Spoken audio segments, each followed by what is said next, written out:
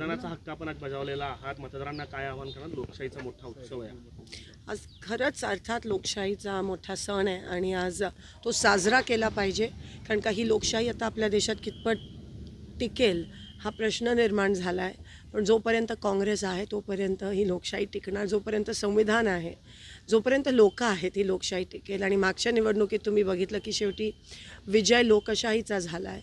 आणि कालपर्यंत भाजपनी त्यांच्या डोळ्यासमोर त्यांची हार त्यांना दिसून येते आहे.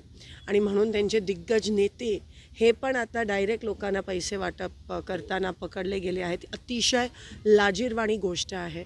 आणि जेव्हा दिसत असतं की आपण हारतोय तेव्हा ह्या सगळ्या गोष्टी भाजपच्या माध्यमातून केल्या जातात. ह्याच्यातून स्पष्ट झालं आहे की महाविकास आघाडीच महाराष्ट्रात सत्ता बनवणार आहे, सत्तेत येणार आहे. आणि पुन्हा एकदा जसं सभेमध्ये झाला तसं ह्या विधानसभेत देखील लोकशाहीचा विजय आणि महाविकास आघाडीचा विजय होणार. ताई, सोलापूर दक्षिणमध्ये शिवसेनेकडून अमर पाटलांना उमेदवारी त्या ठिकाणी दिली होती आणि उद्धव ठाकरेंनी भर सभेमधून तुम्हाला आवाहन केलं होतं की तुमच्या प्रचाराला मी आलेलो होतो आणि तुम्ही सुद्धा आता माझ्या उमेदवाराच्या प्रचाराला सोलापूर साऊथ हा जो आहे हा काँग्रेसचा बॅस्टिन आहे, बालेकिल्ला आहे. इकडे ह्या मतदारसंघाने महाराष्ट्राचे मुख्यमंत्री निवडून दिलेत. आघाडी धर्म आम्ही पाळला. आम्हाला शेवटच्या क्षणाला सांगितलं AB फॉर्म देऊ नका. आम्ही AB फॉर्म दिला नाही, आम्ही विड्रॉ केला.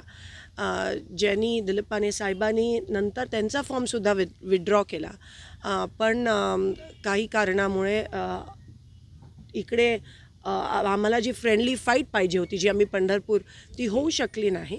आणि आम्ही ते स्पष्ट सांगितलं कारण का हा बालेकिल्ला, मला असं वाटतं काहीतरी गैरसमज झाला त्यावेळेस. पण संजय राऊतजी रेकॉर्डवर गेले की थोड्याफार मायनर दुरुस्ती होणार आहे. तर आम्हाला वाटलं की सोलापूर दक्षिण हे चुकून गेलं आहे, पण हा काँग्रेसचा बालेकिल्ला आहे. आणि म्हणून त्या अनुषंगाने आज अर्थात आम्ही काळादी साहेबांच्या सोबत आहोत सगळेजण.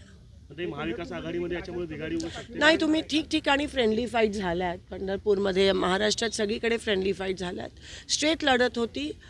जो जीता वही सिकंदर होगा. फ्रेंडलीच फाईट करायची होती, काँग्रेसच्या चिन्हावर देखील करता येऊ शकली असती. आम्ही AB फॉर्म नाही दिला, मी आघाडी धर्म पाळला. मॅडम इन हिंदी आहात सहकुटुंब दरवेळेसप्रमाणे आजही बजावलेला आहात.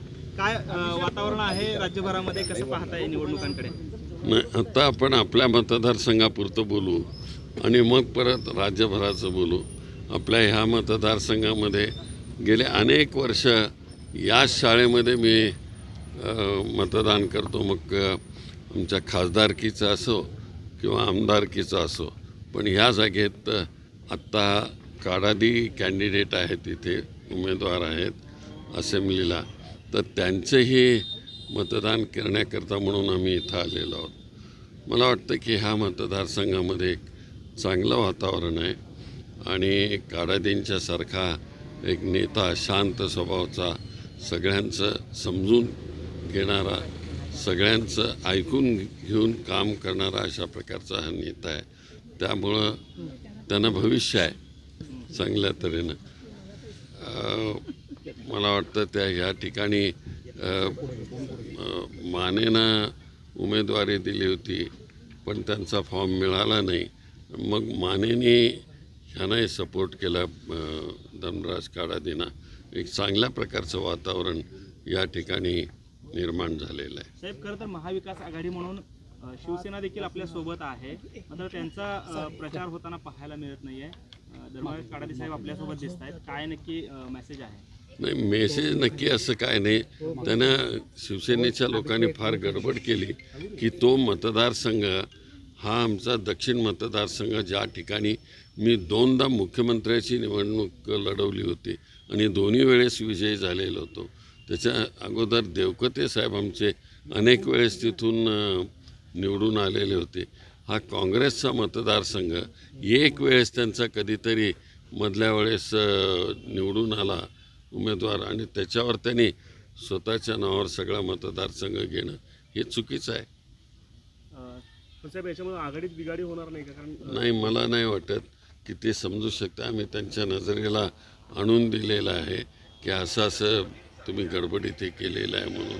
हे बरोबर नाही, हे आम्ही आणून दिलेलं आहे. उद्धव ठाकरेंनी जाहीर व्यासपीठावरून सांगितलं होतं की मी तुमच्या प्रचाराला आलो आहे, तुम्ही माझ्या प्रचाराला या. ठीक आहे, होतं, पण त्यांना त्याच्यानंतर आम्ही सांगितलं ना, समजून सांगितलं त्यांना. म्हणजे आपला पाठिंबा आता काँग्रेसचा अधिकृत पाठिंबा हा धर्मराज काडारी यांना असं म्हणायचं. हो हो हो.